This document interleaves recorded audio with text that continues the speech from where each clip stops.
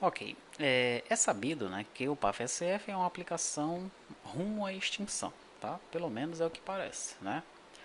Há alguns estados, como nós vimos ali na questão da especificação de requisitos do PAF, começaram a fugir dele, já saíram, já começaram a implementar a NFCE, e até mesmo aquele estado que inventou o PAF já saiu dessa especificação de requisitos padrão nacional e criou um PAF só deles lá, né, em Minas Gerais. Bom, para que você entenda melhor o que é o PAF, eu vou disponibilizar aqui um e-book que eu escrevi, que é este, ó, Manual de Implantação do PAF-SF implementando em C Sharp.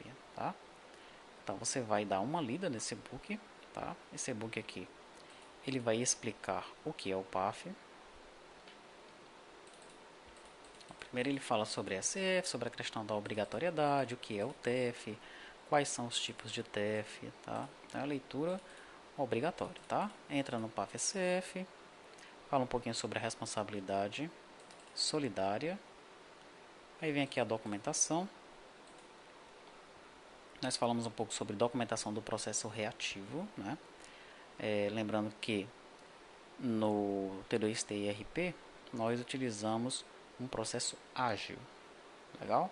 Que é esse processo reativo, né? Você reage de acordo com o desenvolvimento da aplicação. Então, um processo ágil de desenvolvimento, tá?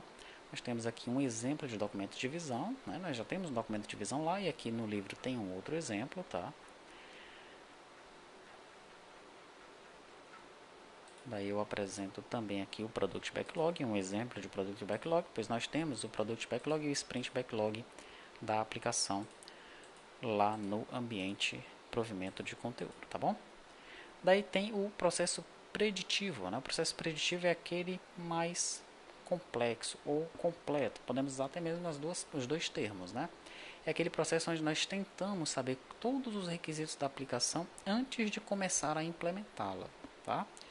É um processo que gera muita documentação, né? De repente aí 50% da documentação vai para o lixo e é refeita, tá? Então assim, parece até que está sendo melhor planejada, né? Mas em muitos casos se perde bastante tempo, tá? Nesse processo preditivo. Aí vai depender do caso, vai depender da equipe, vai depender do gestor, tá? O melhor qual é? É o processo reativo ou o processo preditivo? Também depende. Eu gosto mais do processo reativo, mas em alguns casos é bom utilizar pelo menos alguns artefatos do processo preditivo, tá? E aqui eu falo dos diagramas de casos de uso, dos diagramas de classe, diagrama de sequência e apresento aí exemplos desses diagramas e da documentação para o PAF-SF, tá bom? Muito bem, aí vem os requisitos do PAF, né? Esses requisitos aqui deste e-book se referem à especificação de requisitos 0202. Mas você já viu que nós estamos na 0205, tá? Então, é preciso que haja uma atualização, pois certamente houve algumas mudanças, né? Da 202 para a 205, tá? Mas a base é a mesma, tá bom? Eu começo então a falar dos requisitos. Eu colo os requisitos e vou comentando em alguns momentos sobre os requisitos, vou comparando com a aplicação, tá? Por isso que é legal que você passe por aqui, ó. Quando eu falo do menu fiscal, eu já mostro a imagem do menu fiscal ali. Quando ele fala de ficha técnica, aí eu já trago um exemplo sobre o que é a ficha técnica, sobre como a gente monta um produto através da ficha técnica, tá? Então você vai passando aqui por todos os requisitos, né? Lembrando que existem requisitos específicos para o perfil da sua UF. Atenha-se, né? Dê mais atenção aos requisitos que são do perfil da sua unidade de federação, do seu estado, tá? Vem então os anexos, né? O DAV, questão dos arquivos.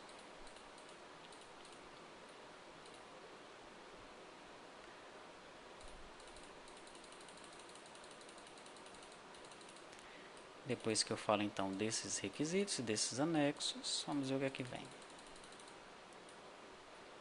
Aí eu vou explicar o DER. Legal, né? Você vai ter aqui uma visão geral do DER do PAF-SF. Tá aí o DER. É o mesmo DER que nós temos para o T2T-IRP, tá? Houve aí uma pequena alteração nesse DER, mas você vê essa alteração lá no changelog. Junto com o DER tem um changelog, tá? Você pode acompanhar a alteração por lá. E aqui eu começo a falar sobre todas as tabelas, ó, dando aí um pequeno resumo sobre cada uma dessas tabelinhas que compõem o DER do PAF-SF. Depois disso, nós chegamos nas views, né?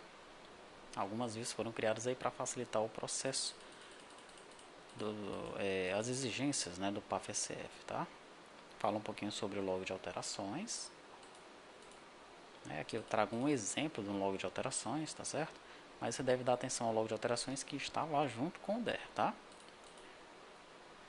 Eu menciono aqui o DER da retaguarda, tá? Porque, só para você compreender melhor, eu tenho algumas tabelas que são do PAF-SF e tenho essas mesmas tabelas lá na retaguarda. O PAF-SF é o banco local e o T2TRP é o banco da retaguarda, tá? Vamos então observar aqui um detalhe. Aqui no PAF-SF eu vou ter, por exemplo, a tabela SF venda cabeçalho. Deixa eu abrir essa tabela aqui. SF venda cabeçalho. Eu tenho o ID do cliente, o ID do funcionário, do movimento, do DAV e por aí vai, tá? Lá no banco da retaguarda, ó, essa daqui é do PAF-SF, né? No banco da retaguarda, eu também vou ter uma tabela SF venda cabeçalho.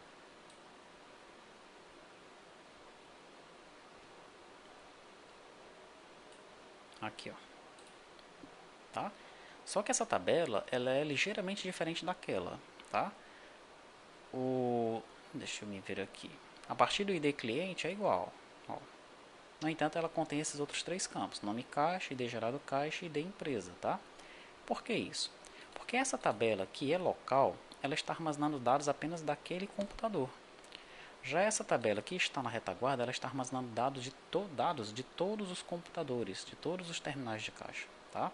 Tanto é que essas tabelas da retaguarda, elas são separadas, elas não têm relacionamento, tá? São tabelas analíticas, né?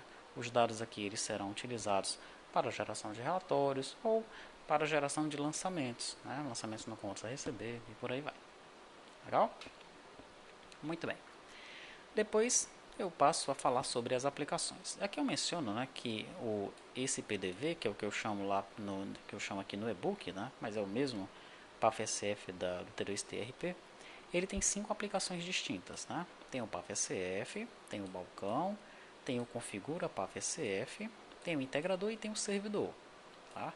Esse servidor, né, ele vai servir para você pegar dados do DAV e da pré-venda, tá? Então é um servidor WCF simples que vai servir o PAF no momento do usuário selecionar o DAV e pré-venda, pois no caso do DAV e da pré-venda, essas tabelas obrigatoriamente têm que estar na retaguarda, porque é uma numeração única, tá? Elas não podem estar no banco local, tá bom? Perfeito. Aí eu venho aqui, né, e falo um pouco do projeto, mostro as pastas e começo a apresentar a aplicação. Tá? Apresento todas as aplicações que compõem o PAF-SF, tela por tela. Tranquilo? Daí eu chego no roteiro de testes, né? Até essa versão aí, 2.02, nós tínhamos aí um roteiro de testes, tá bom? Mas chegou um momento lá, não me recordo agora qual foi a especificação de requisitos, que esse roteiro de testes não apareceu mais, tá? Então a instrução que foi dada para os órgãos homologadores é que eles deveriam fazer a homologação em cima da especificação de requisitos mesmo, tá? Então o roteiro de testes passou a não existir. No entanto, aqui no e-book eu ainda apresento esse roteiro de testes que facilita, né? Facilita você fazer os testes, ó, dentro da aplicação, tá? Eu vou mostrando o roteiro e vou comentando aqui em azul.